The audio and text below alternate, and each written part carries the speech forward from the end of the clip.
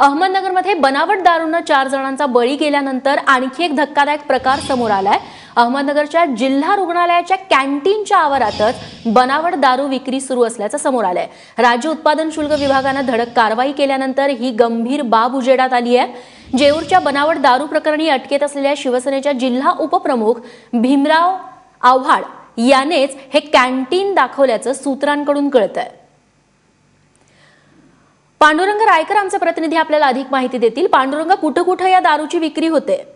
रेश्मा, ही अत्यंत गंभीर अशी घटना म्हणावी लागेल, कारण ज्या जिल्हा रुग्णालयामध्ये नागरिकांचा जीव वाचवण्याचा प्रयत्न केला जातो त्याच जिल्हा रुग्णालयाच्या आवारामध्ये चक्क बनावट दारूचा अड्डाच सापडून आढळून आलेला आहे।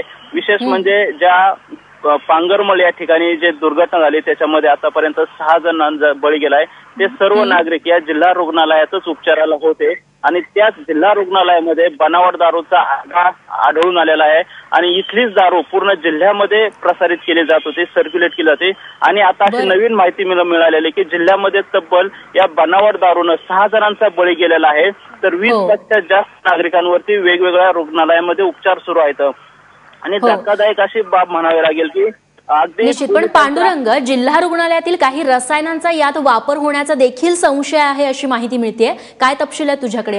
सध्या तरी म्हणजे जो तपास आहे तो प्राथमिक अवस्थेत आहे। या ठिकाणी जो मुद्देमाल सापडलेला आहे, तर या ठिकाणी तब्बल 1000 जे बनावट दारूच्या बाटल्यांसाठी जे वापरण्यात येणारे होते त्या 1000 झाकणं या ठिकाणी आढळून आलेले आहेत। तर त्याचबरोबर विदेशी ज्या काही कंपन्या आहेत तर त्या बनावट दारूच्या या ठिकाणी बाटल्याही आढळून आलेल्या आहेत। या ठिकाणी कॉलेजचे तरुण किंवा बाकीचे नागरिक या ठिकाणी यायचे आणि शीतपेयामध्ये बनावट दारू घेऊन त्याचं मद्य सेवन करत होते अशी माहिती मिळते। दुसरी एक धक्कादायक बाब या ठिकाणी आढळून लागेल की या ठिकाणी हे जे काही ज्यांनी हे सर्व मोठं रॅकेट आता उद्ध्वस्त होणार आहे, मात्र हे सर्व लोक पोलीस वर्तुळातीलच जे पोलिसांशी नेहमी संबंध असणारेच आहेत, कारण या नागरिकांकडे हे जे रॅकेट चालवत होते ते लोक मोठ्या प्रमाणामध्ये माहिती अधिकाराचा वापर करत होते। जे महापालिका असेल, पोलीस असेल, एक्साईज असेल, या सर्व डिपार्टमेंटला हे माहितीचा अधिकाराचे अर्ज टाकत होते, त्यामध्ये त्यांना गुंतवून ठेवत होते आणि आपला हा जो काही नक्कीच पांडुरंग, एवढा सगळा प्रकार घडत होता जिल्हा रुग्णालयाच्या कॅन्टीन मध्ये, मात्र जिल्हा वैद्यकीय अधिकाऱ्यांना याबाबत काहीच कल्पना कशी नव्हती?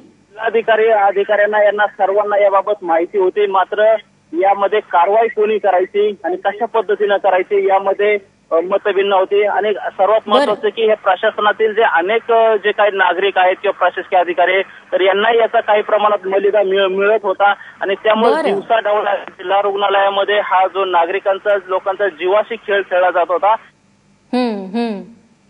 नक्कीच पांडुरंग, म्हणजे बऱ्याच जणांच्या संगनमताने हा सगळा प्रकार सुरू होता।